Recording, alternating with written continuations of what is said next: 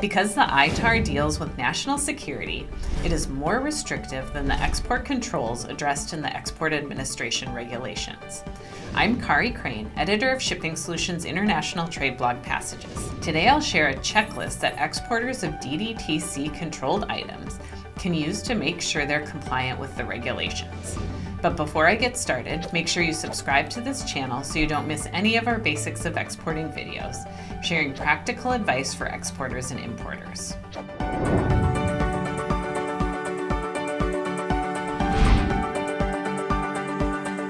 Exporters should follow these 8 steps to stay compliant with ITAR. First, is your product ITAR controlled, or is it EAR? You need to know which government agency has jurisdiction over your products. If your product is on the U.S. Munitions list, the State Department has jurisdiction over your export. Your company must be registered with the State Department, and you must apply for an export license through the State Department. If you don't see your product on the USML, then it may require EAR classification to export. If you need help determining which agency has jurisdiction over your product, you can submit a commodity jurisdiction request to DDTC. Once you've determined your product is ITAR, you need to understand how it's laid out. The Arms Export Control Act, or AECA, authorizes the President to designate items considered defense articles and services, and these items make up the USML. The ITAR implements the AECA and is managed by the DDTC under the State Department. The ITAR is divided into 11 parts, and it is intentionally vague and open to interpretation to allow the government control to protect from national security threats.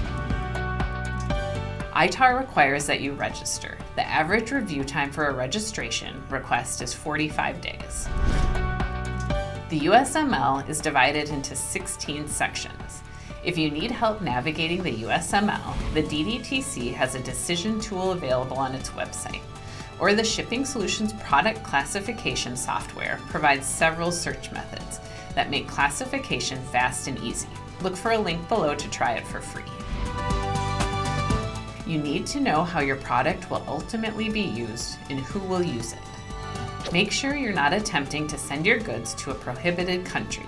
ITAR also requires a destination control statement, or a reference to this statement, be included within licensing, manufacturing, and distribution agreements.